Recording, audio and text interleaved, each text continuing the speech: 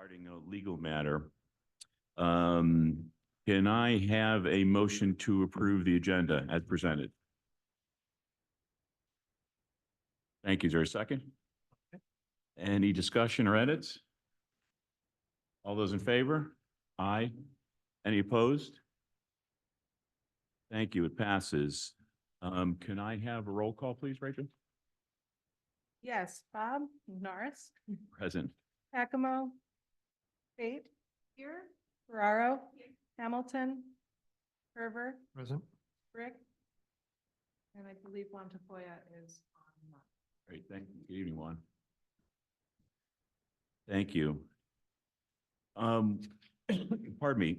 We're actually going, there's a resolution that you can get a copy of that we'll discuss on Wednesday evening to change the format of the meeting a little bit.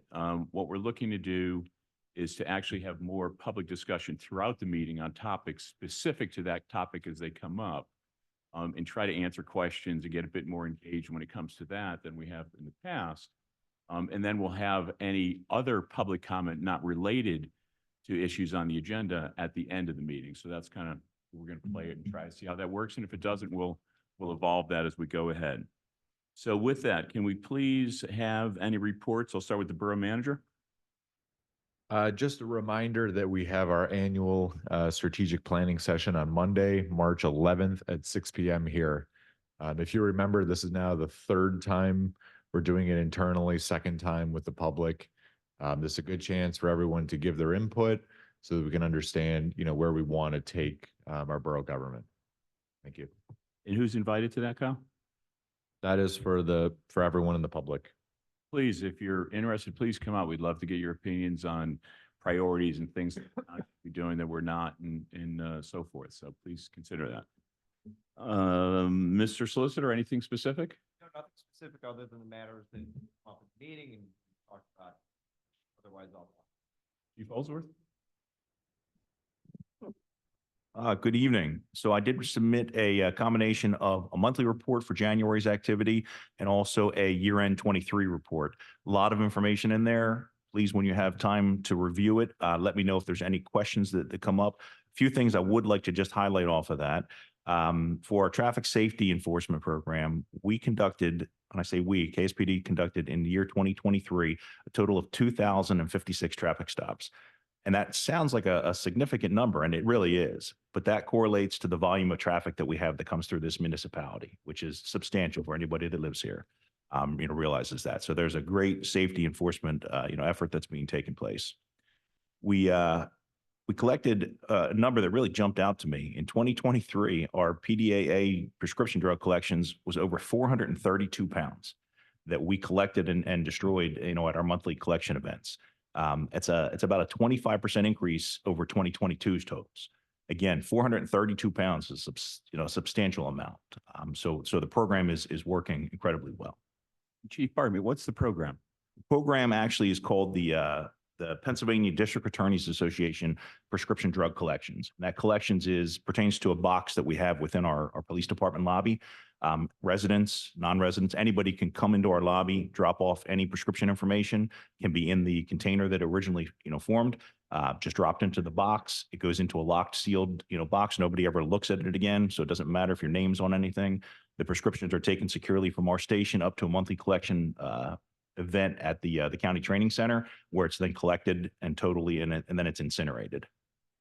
And Chief, there's a benefit from an environmental standpoint, as I understand, of not dumping them down the toilet or the sink to get rid of them this way. So, and that's really just one of the benefits. So the environmental, impact is that prescription, those drugs don't make it back into the groundwater system, whether it be through the septic.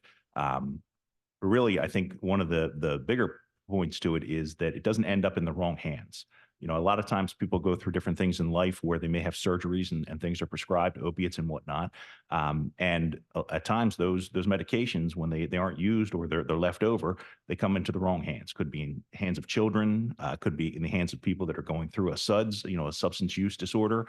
And this is just another way to make sure that medication isn't getting into those hands. Certainly. A few other things, I'd like to highlight. We, 23 was a really important year for the police department. We went over some significant updates, as far as our policy goes, and that was all made possible through a grant that we had achieved through PCCD. We implemented the Lexipol platform for policy management and training, and it has really elevated our professionalism. Our accomplishments are huge, and I'll just give you a little bit of information on that. Our prior policy manual, which I had updated our critical policies usually every year, and that would be 1 to 2, maybe 3 policies per year that would get updated based on changes in laws and best practices. So our previous policy manual had about 57 individual policies, which totaled about 375 pages. Our new manual now has over 154 individual policies and totals 675 pages. We have now covered essentially everything that we weren't before.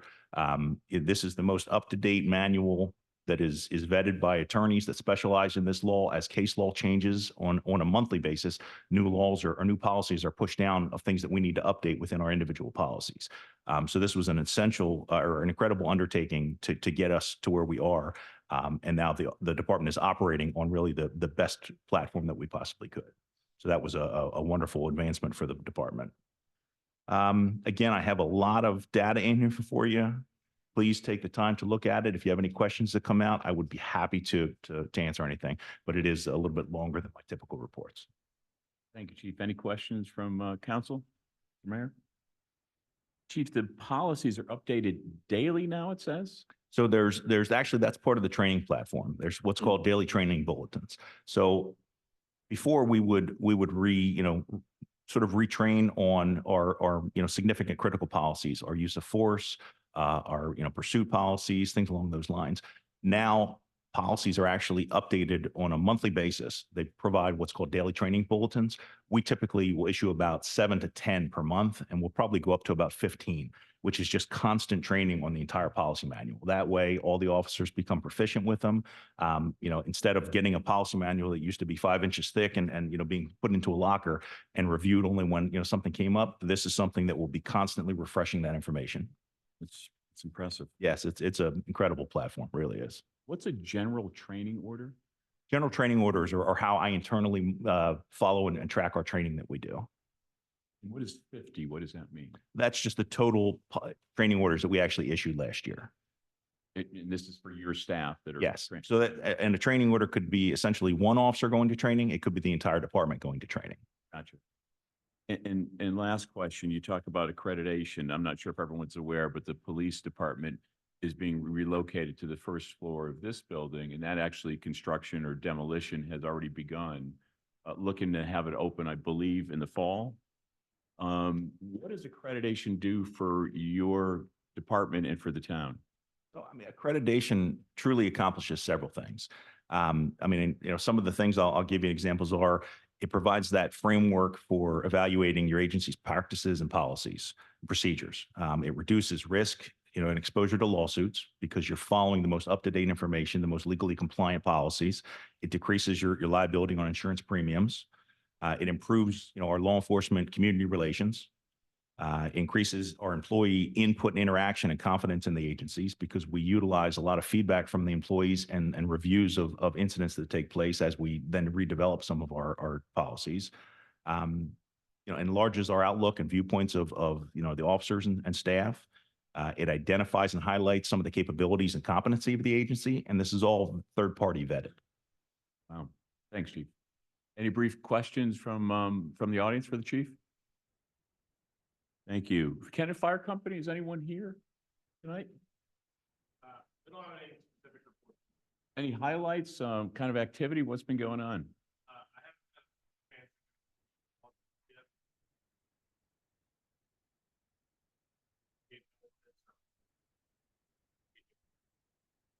Okay, thank you.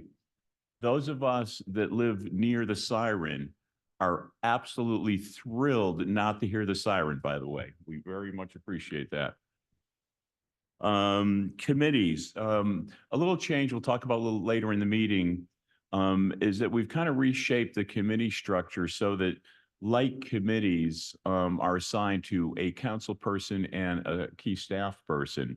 And those are broken down into finance, development, meeting land development, environment. We're trying to take more effort to take a look at the impact we're having on the environment, public safety overall, community relations and communications, which Sonny's been doing a yeoman's job on.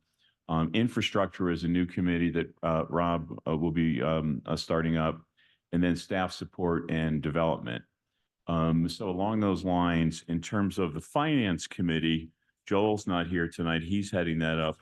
I'll share briefly that the finance committee met earlier or in the middle of last month to really take a look at the results of 2023, the first shot at the results of 2023, and we're looking in fine shape overall. We'll have those numbers, Nick, probably in March until we have the final numbers for the year, but looking fine in terms of 2023's budget overall. And also taking a real hard look at the financials for this building and what's going on with this building and what's the benefit or impact on the borough as well. So those were the highlights from the finance committee. Anything to report on in terms of planning, Kyle or Timothy at this point? I know it's just brand new. No, this is a collection of our planning, zoning review board, and our HARB, along with a few others that typically don't meet. So they haven't met yet. Okay. Mr. Mayor, anything in terms of public safety you want to share? Our first meeting coming up is going to be on, our public safety meetings now in general will be on the third Tuesday of the month. So our first one is. Okay. And no one's around from community relations in terms of infrastructure. Actually, Rob and I are getting together tomorrow with Denise to kind of kick that off a little bit. Rob, anything you wanted to share from a public works standpoint that anyone should know about? No, I have a report from Friday. Specific project, yeah, coming up on the agenda. Also, the Birch Street work should begin in April-ish, Rob, is that? It should hit, the bid package should be ready to go out around March, Okay, in the February, March. Hopefully we'll break it down. and then there's two large project safety crosswalk projects happening on Cypress Willow and Cypress Willow and Street, Rob, is that right? Yes, the speed table on State and Crossroads or crosswalks and ADA ramps on Cypress and Willow and also State and Willow. And I would also mention we also have the Safer Route project going on right now.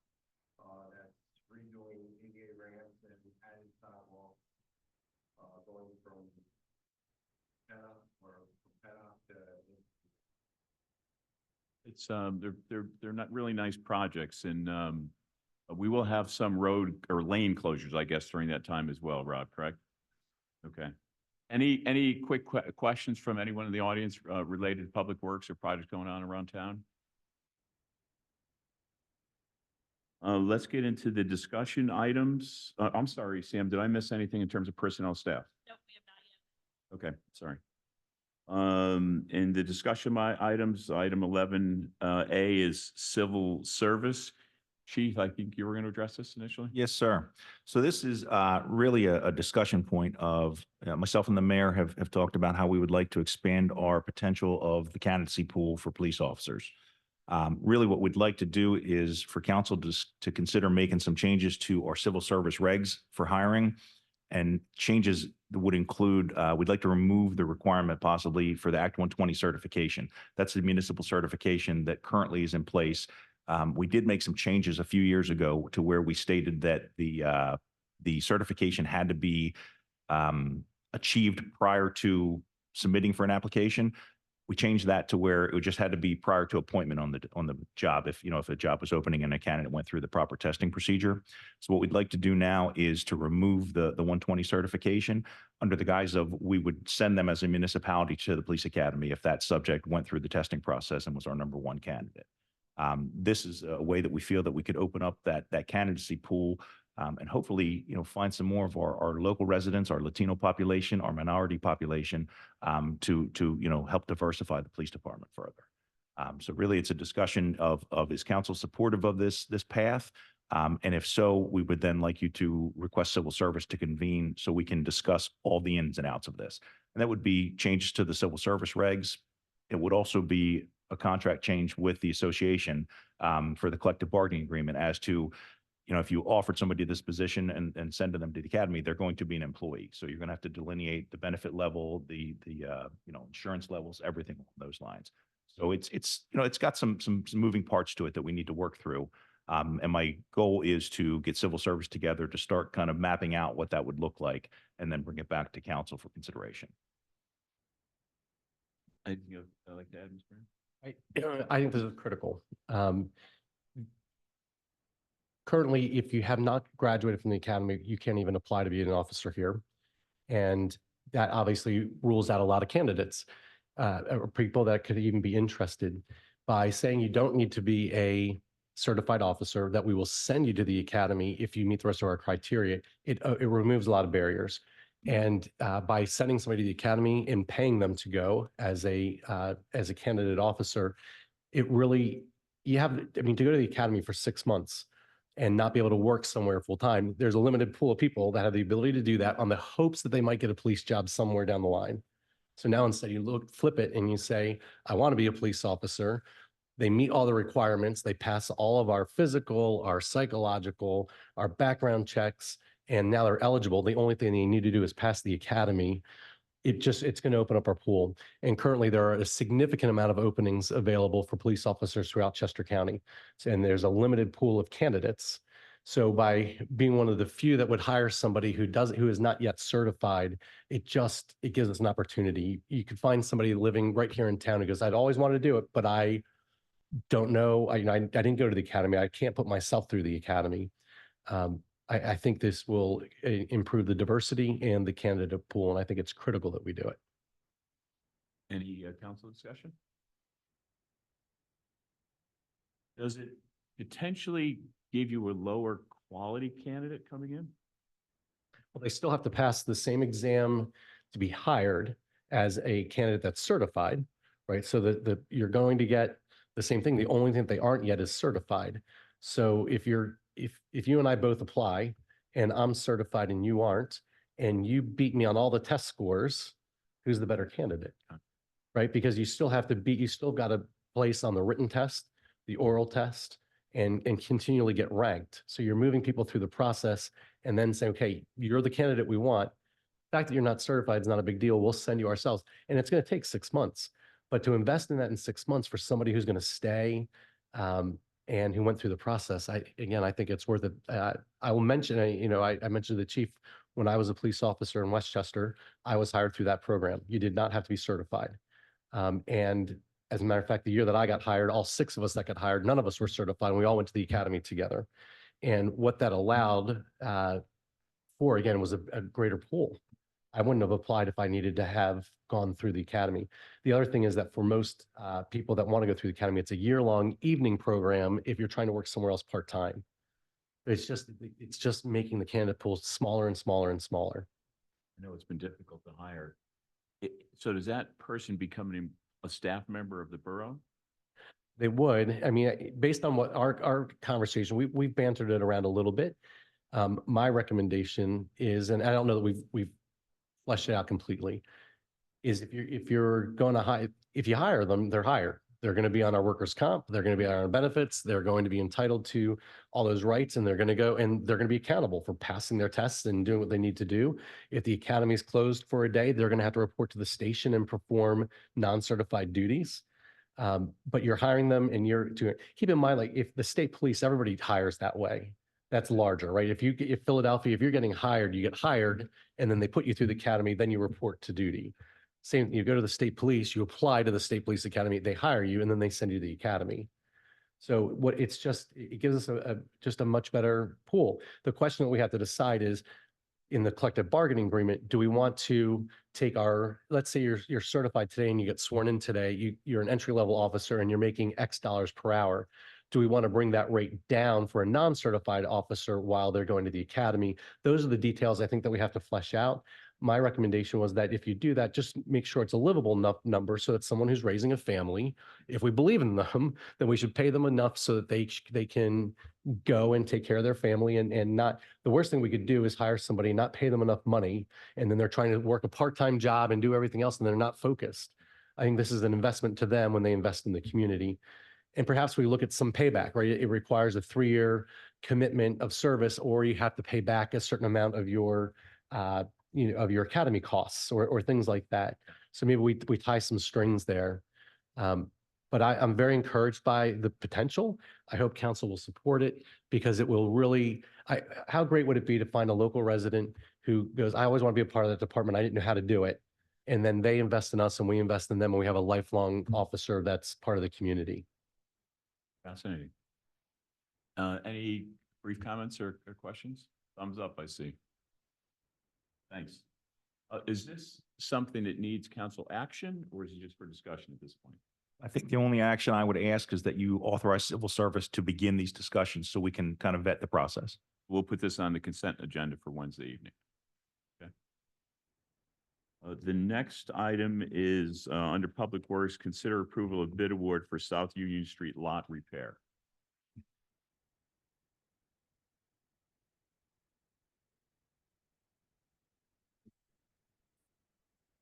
My wife already told me that she couldn't hear me when I was talking back there, so I figure I better come up. The first 100 block of South Union, the borough owns a parking lot there. Around the handicap area, it's been sinking. Not sure why. My assumption is because we did do underground radar penetration on it, and we found nothing. That it was most likely a fuel tank, as years and years ago. There was a gas station there with a fuel pump right next to the curb. So the area's been sinking for a while. Basically, what we did was we put out the bid to get somebody to come in and do some remediation on it and to stabilize the ground so we can rebuild the parking lot. Is it the entire lot or just a couple of spaces where it's sinking?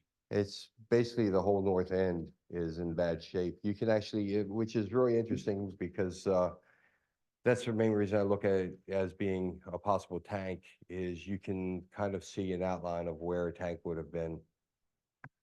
Gotcha. And I think I understand we actually need that handicap accessible spot now for someone in the borough. Yeah, it's sinking pretty bad. We're going to stabilize it with some basically large boulders, pound them in, so. Any council discussion? Any opposition to putting this on the consent agenda? Fair enough. Any brief comment? Thanks, Rob. Thank you.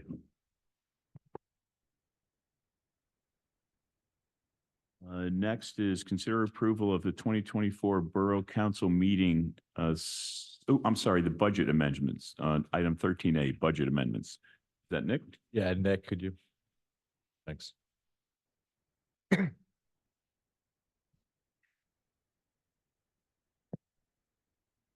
Okay, so this, excuse me, this item, certain items that impacted the borough's finances were approved at the same meeting as the budget was approved. Obviously, we were required to have a budget passed at a certain deadline, and there were some other items that were on the agenda that evening that impacted the budget. This item tonight essentially trues up those approvals into the budget. There's no financial impact. It's just a matter of funds moving from one line to another, that kind of thing. That's just the truing up from an accounting standpoint.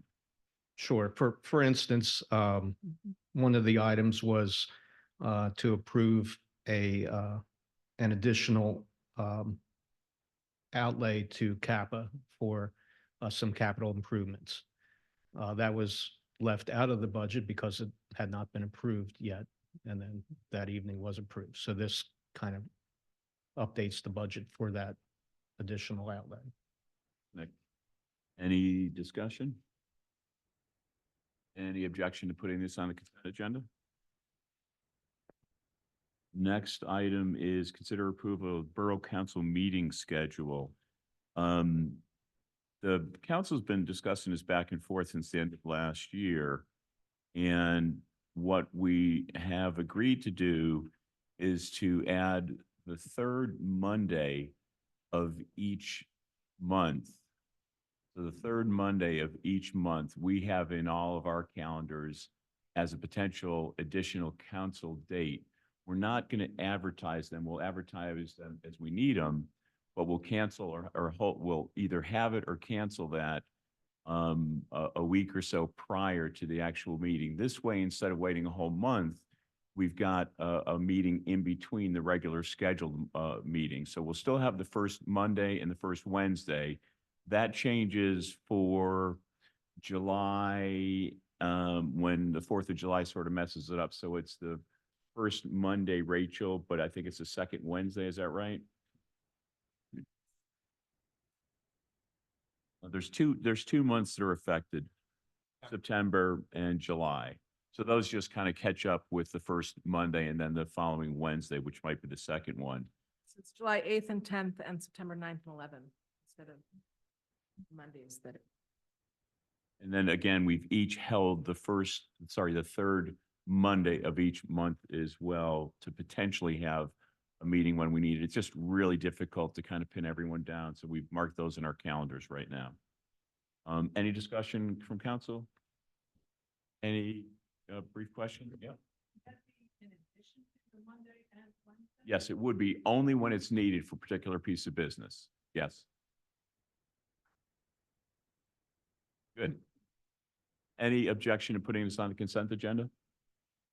Thank you. The next item is to reconsider the agreement which we just passed in January.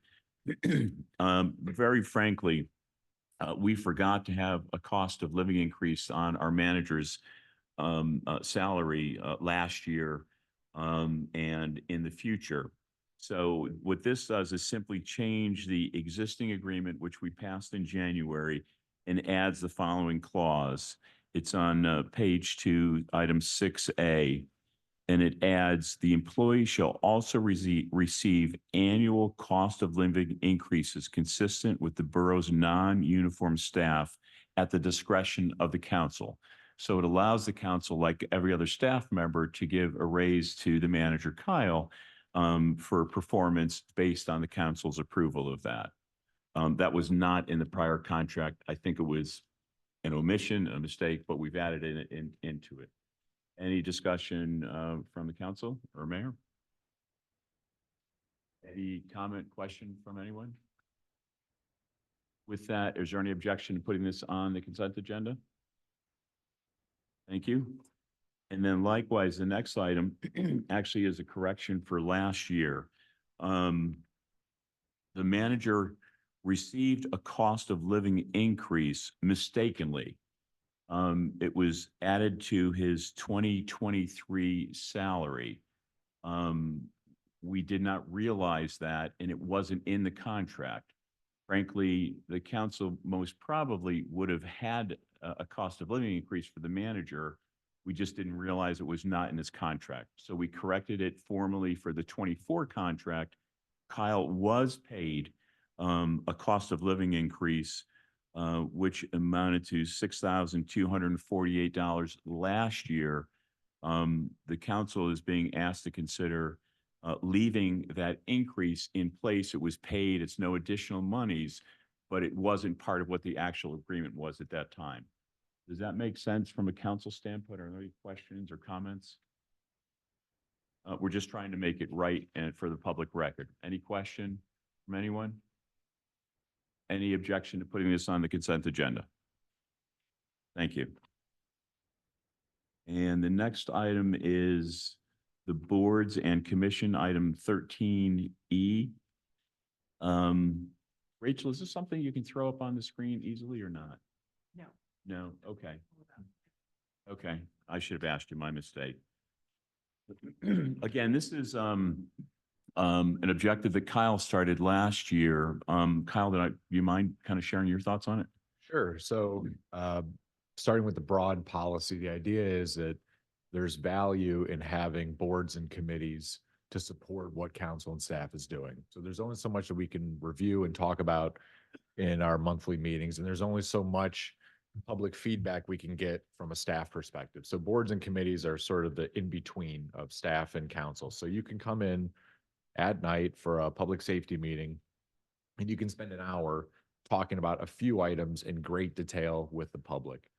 The challenge, just from an administrative perspective on both ends, is that we have quite a few boards and committees. So what you end up with is you either have staff and council staffing each one, and there's a ton of meetings that are not getting the attention they should get, or you're not having staff and council supporting it. So you're losing out the effectiveness on both ends. So the idea here is trying to add some structure to this to put these, dozen or so committees into a few bigger buckets that each council person can feel accountable for and have ownership over. Staff, one staff person can be assigned to each. They can have ownership and buy into it.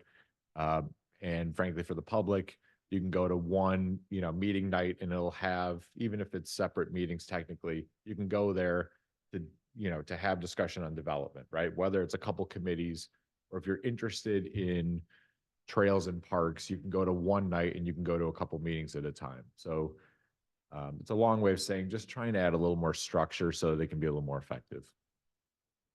In those areas are finance. The objective there is to oversee and plan the borough finances short and long term.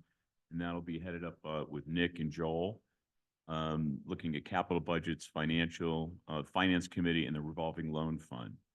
The development committee that Lexi, our new planning director, and Timothy has agreed to chair, looks at zoning, the planning commission, zoning hearing board, the HARB, property maintenance and appeals board, and the uniform construction code. When it comes to environment, which is sort of a new focus in area, it certainly includes folks here from CAPA, the Kennett Trails Alliance, Kennett Park Authority, the Shade Tree Commission, and really taking a look at how to prioritize sustainability and our objectives around the environment for the borough going forward. Public safety, our mayor, along with the chief and Kathleen, will head that up. They'll look at the Kennett Fire and Emergency Regional Commission and our role and relationship with them, the Fire Control Board, the Civil Service Commission, and the Emergency Management Commission, looking at really public safety planning and monitoring. Community relations is an area that Julie, along with Sunny, are going to take up, really ensuring strong communications. As I mentioned earlier, Sunny's been doing a real great job. He'll be sharing on Wednesday night a really neat new initiative around technology. I hope you can come out then. And taking a look at overall communications and kind of making sure that the customer service initiatives that Kyle and Sunny started last year are really kind of brought to the next level. And also interacting with our Human Relations Commission, Kennett Collaborative, the Kennett Area Community Services, Kennett Senior Center, the Library Board, Affordable Housing Council. So there's a point person on council and staff for each of the major nonprofits and associations. And the newest one will be infrastructure, which Rob and I will get involved in, taking a look at the future needs, best practices, planning kind of further down the line for our infrastructure, landfill authority, the sewer issues, that sort of thing. And then probably most important, looking at staff support and development, Sam and Kyle are going to head that up to really take a look at how we're treating our people, how we're compensating our people, how we're looking for their development, and also include the vacancy board and the personnel committee. So I don't think there's an action on this, Kyle. It's really more to share with what's going on. You're certainly welcome to a copy of this if you'd like. We have a couple of volunteer appointments this evening. Thrilled to say the first one is potentially for CAPA. Paul Belinsky came to town and almost immediately said to CAPA, "Hey, can we help you out and start volunteering?" So he headed up the volunteer committee, a group, I guess. Paul was a former borough or township borough manager, so a little experience there, and has worked the last 20 years as a U.S. Customs and Border Protection officer. Sheila, is there anything that you or Richard would like to say, or Paul, do you want to say anything? So I just wanted to say I am a resident of Kennett Square Borough by choice, and I'm glad to be here. I moved in December of 2020, and I've just continued to grow to love the area, love the town. I really appreciate being nominated for this, and ultimately, if selected, want to thank you preemptively, and just looking forward to doing a lot of really good things in the park. It's a beautiful facility. It's a great thing that we have as our park. Thank you. Oh, there you go. Any questions or comments from the mayor or council? Paul, thanks for stepping up. Is there any objection to putting this on the consent agenda from the council for Wednesday? What happens there is because this is a discussion meeting, the consent items are kind of carried at the front of the meeting, and unless someone objects on Wednesday, they all carry through together as a group. So it's a formality, but it's something we have to do. But thank you very much for volunteering. Along the same lines is Gretchen Peterson, who also would like to join Kappa as another volunteer. She's been part of the Kennett community for also 15 years, give or take, as a first grade teacher, an elementary teacher, and now a high school teacher. Are you crazy? I'm just kidding. Would you like to say a couple of words, or anyone from Kappa?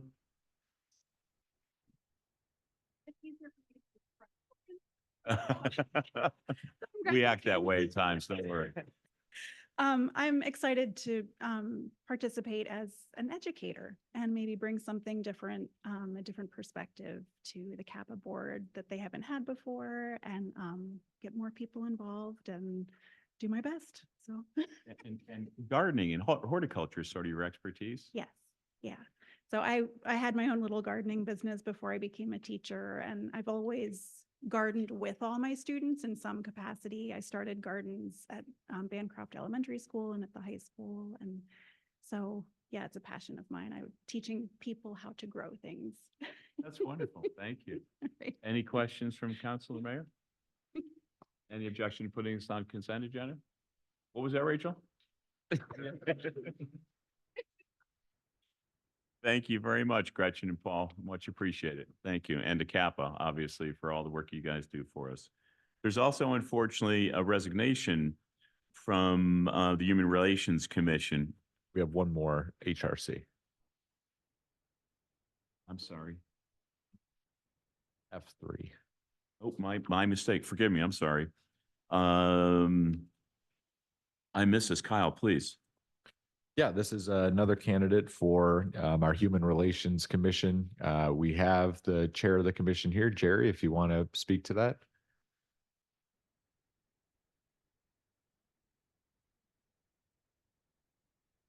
Good evening, council. My name is Jerry Franklin Poe. I am the chair of the HRC. Karen is a borough resident. She's also bilingual, which would help us because we don't have anyone on the commission currently that is bilingual, and she does have a background in counseling. So we all think that she would add to our commission and enhance the last couple seats that we have available. And a doctor as well. Yes, she does have a Fantastic. Is PhD. Karen here tonight, or wasn't it? No, she wasn't able to make it tonight. Gotcha. Okay. Thank you. And thanks, Jerry, for what you guys do. Thanks, Kyle. Yep. Any discussion? We'll put it on a consent agenda unless there's an objection. And then Ms. Pauline Mitchell or Mickle has asked to have her acceptance or resignation accepted from the Shade Tree Commission. Pauline's just not able to do that anymore. So unless there's an objection, we'll put that on the consent agenda as well. Next item is the approval of bills paid. The Finance Committee did look through the bills, had our questions answered by Nick and Logan, and would recommend the approval of the invoices through January 18th in the amount of $689,036.49. Unless there's an objection, we'll put that on the consent agenda.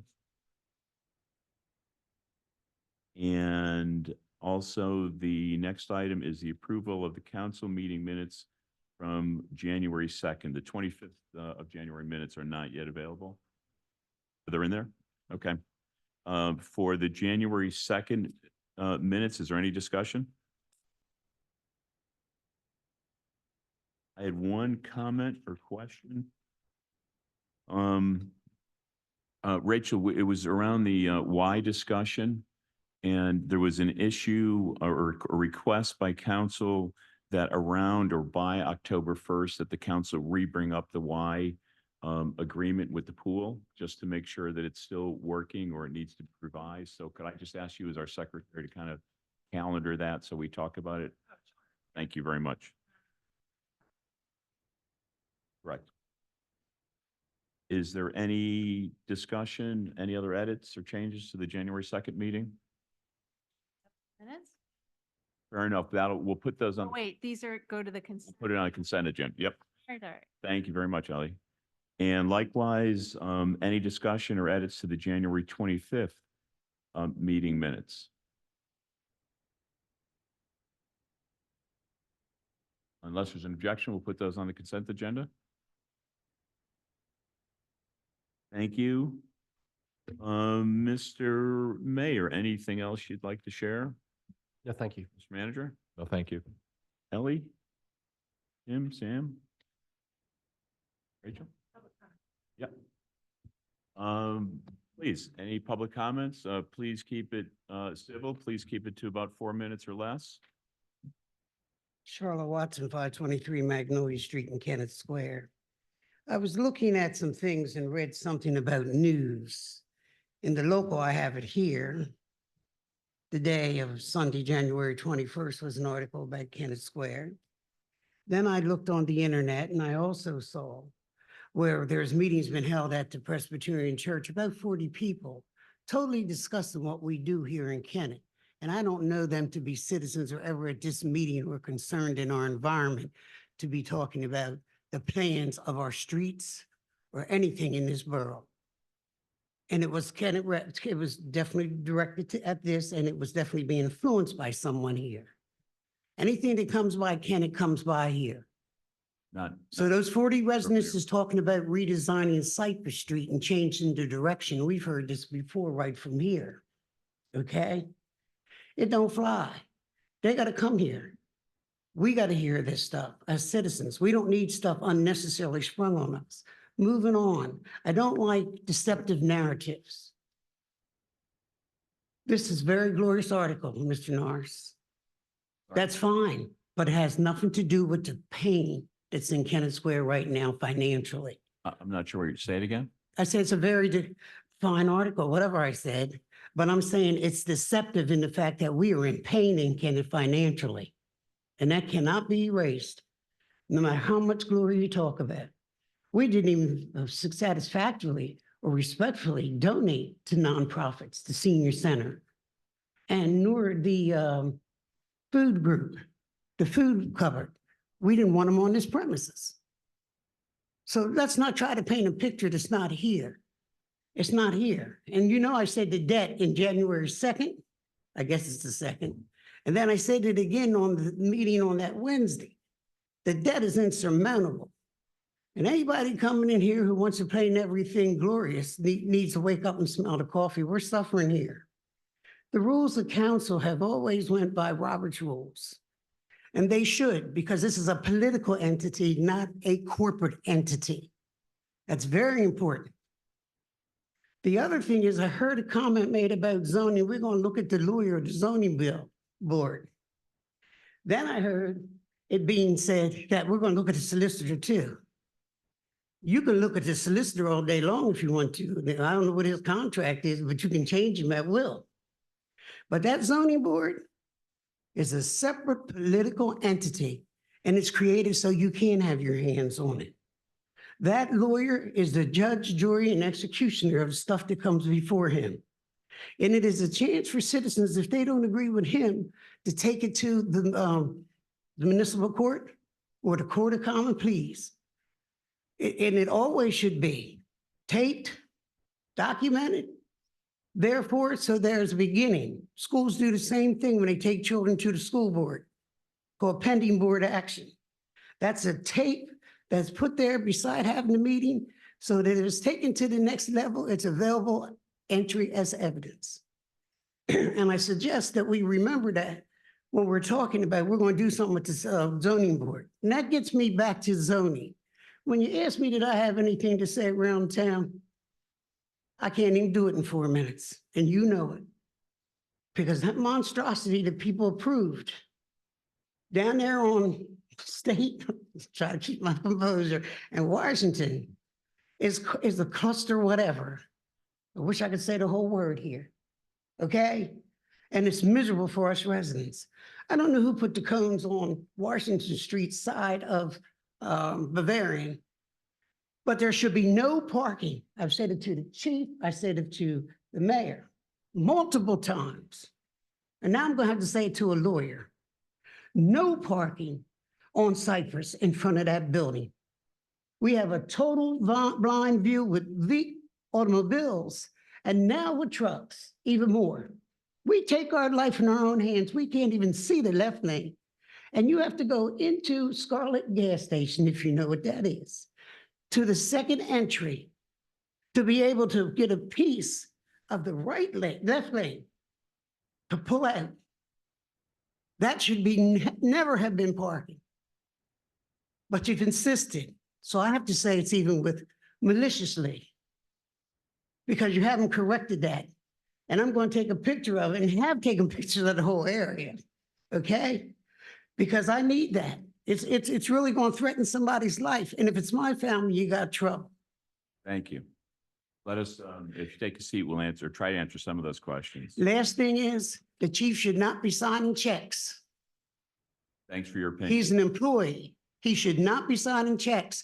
That's your job, the vice president's job, and the manager's job. And if you have a financial officer, I guess you can relinquish that to him, but not an employee who's receiving on both ends. Thank you. Not aware of a meeting at the Presbyterian Church that's related to the town or the borough in any way. I'm not sure.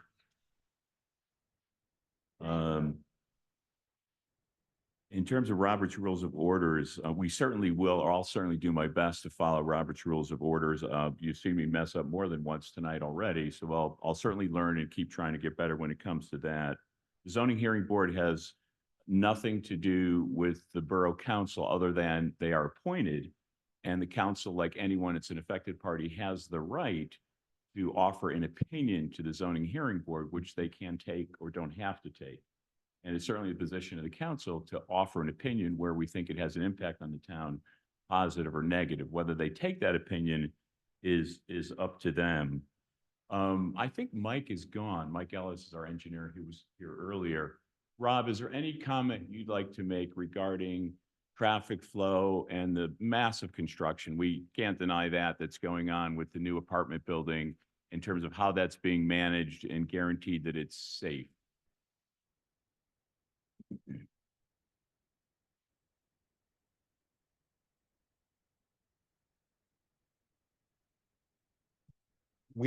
Anytime that they want to block off an area, actually they'll get a hold of me and I'll actually talk to Chief to see what we think of it and if there's a better way to do it. The problem is it's a big project and there's just basically not much room to work around that area.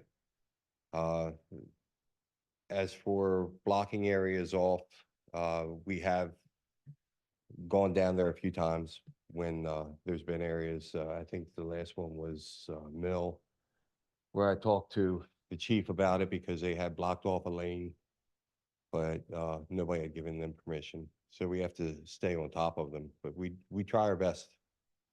Okay. If someone has a concern, a safety concern or any concern, what's the best thing they can do? Call either me or the chief. Yeah, I would suggest any concerns, call the police department. Which means 911. Or if it's normal hours, like Monday through Friday, 8:30 to 4:30, call the 444-0501 number. Say that again? 444-0501. Any issues with, it's a massive project. We can't deny that. It's way bigger than I ever thought it would be in terms of the impact on the borough.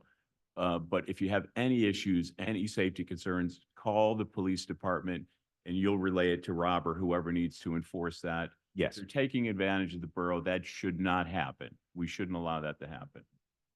Thanks, Rob. Right. And lastly, when it comes to the financial burden on the borough, the article I think that you're talking about that I was quoted in was certainly an article that I believe strongly in terms of my own opinion. I will not deny that the borough certainly has some major financial challenges ahead of it. You know, the increase in the property taxes last year and the year before that even more so was enormous and impactful to many, many folks in the borough. And we take that responsibility very seriously. I'm not downplaying that. That money we felt was needed. We hope we're spending it wisely in terms of improving the infrastructure in town for everyone's benefit. But it's a major issue and it certainly has impacted many, many folks. That's for darn sure. Is there any other public comment? Please.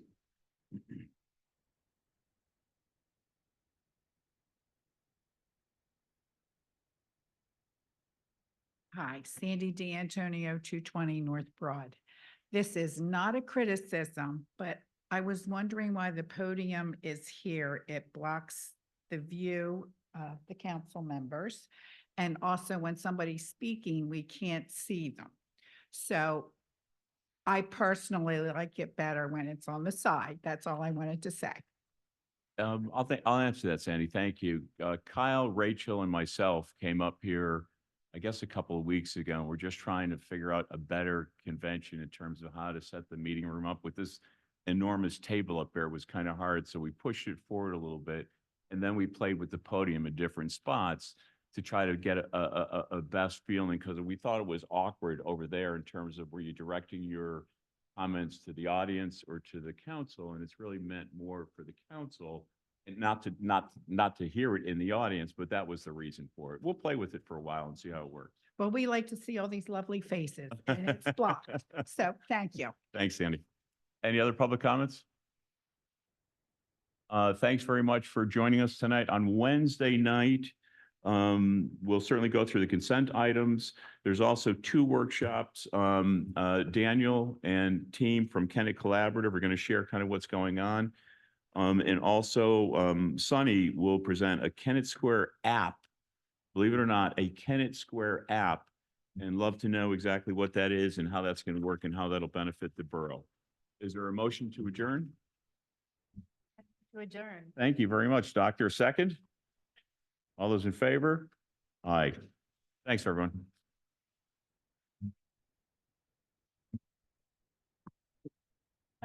Where's your gavel?